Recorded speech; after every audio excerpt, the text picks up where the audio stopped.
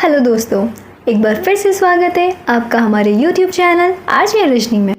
दोस्तों, आज हम बात करने वाले हैं एक ऐसी शख्सियत की जिन्होंने ओलंपिक में इतिहास रच दिया है और पूरी दुनिया उन्हें जानने लगी है।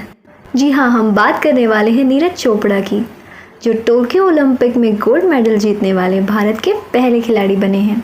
लेकिन कहते हैं ना, लोगों को कामयाबी हासिल करने के लिए बहुत सारे त्याग करने पड़ते हैं। नीरज चोपड़ा ने भी कुछ ऐसा ही किया है। सोशल मीडिया से तो वह दूर रहते ही थे, उन्होंने मोबाइल फ़ोन से भी किनारा एक साल पहले ही कर लिया था। नीरज चोपड़ा भारत के हरियाणा राज्य के जिला पानीपत के समीप बसे एक छोटे से गांव खदरा के निवासी हैं। नीरज के परिवार में उनके पिता सतीश चोपड़ा एक छोटे किसान हैं और उनकी माता सरोज चोपड़ा एक गृहिणी हैं। नीरज चोपड़ा बचपन से ही गांव के माहौल में रहे हैं, जिस वजह से खेलकूद के प्रति वे ज़्यादा आकर्षित थे। कहते हैं कि नीरज ने मात्र 11 वर्ष की आयु में 25 मीटर से भी दूर तक भाला फेंक दिया था और जब उन्हें इस खेल में तारीफ मिली तो उनका जैवलिन थ्रो यानी भाला फेंक में इंटरेस्ट जागा। नीरज चोपड़ा का पहला प्यार भाला नहीं था। बचपन में नीरज को बॉलीवुड कोर्ट्स पर समय बिताना अच्छा लगता था। 24 वर्षीय नीरज चोपड़ा कुरुक्षेत्र विश्वविद्यालय से BA द्वितीय वर्ष की पढ़ाई कर रहे हैं। 2016 में अंडर 20 चैंपियनशिप में जीतने के बाद उन्हें भारतीय सेना में नायब सूबेदार नियुक्त किया गया था। नीरज चोपड़ा ने 2015 अखिल भारतीय अंतर विश्वविद्यालय एथलीट्स मीट में जूनियर वर्ग में 81.04 मीटर का भाला फेंककर विश्व रिकॉर्ड दर्ज किया था। 2018 में Chopra athletes federation of India द्वारा देश के सर्वोच्च खेल पुरस्कार यानी ध्यानचंद खेल रत्न पुरस्कार के लिए नामांकित होने वाले एकमात्र ट्रैक और फील्ड एथलीट बन गए हैं।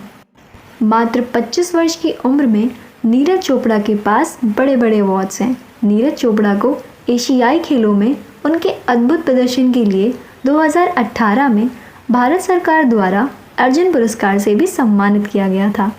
2020 में उन्हें अंतर्राष्ट्रीय चैंपियनशिप में उत्कृष्ट प्रदर्शन के लिए भारतीय सशस्त्र बलों द्वारा विशिष्ट सेवा पदक से सम्मानित किया गया।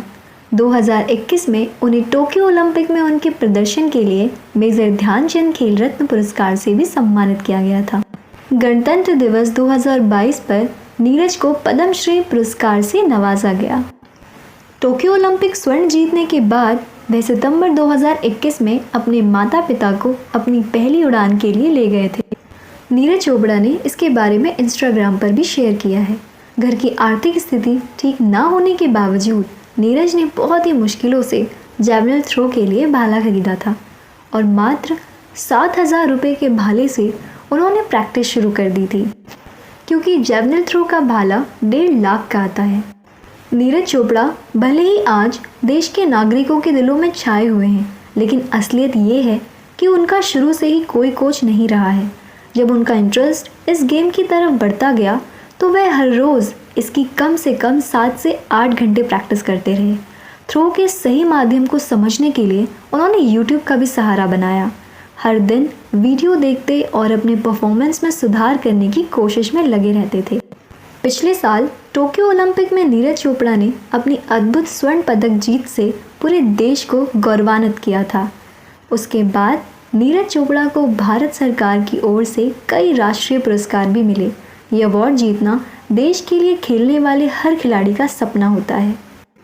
जब नीरज चोपड़ा ने नेशनल लेवल पर जीत हासिल की तब मिलिट्री की तरफ से उन्हें उवे के साथ ट्रेनिंग करने का मौका मिला। नीरज चोपड़ा के कोच का नाम उवे है। वे जर्मनी देश के एक पेशेवर जैवलिन थ्रो खिलाड़ी रह चुके हैं। इसके अलावा जुलाई 2022 में उन्होंने विश्व एथलीट चैंपियनशिप में 88 मीटर दूर भाला फेंककर इस प्रतियोगिता में जीतने वाले दूसरे भारतीय और पहले पुरुष भारतीय बनकर एक और इतिहास रचा है। नीरज चोपड़ा अभिनव बिंद्रा के बाद दूसरे भारतीय हैं जिन्होंने विश्व स्तर की एथलीट प्रतियोगिता में भारत के लिए स्वर्ण पदक जीता। हालांकि उन्हें सरकार की तरफ से वरिष्ठ सेवा पदक से भी सम्मानित किया गया है।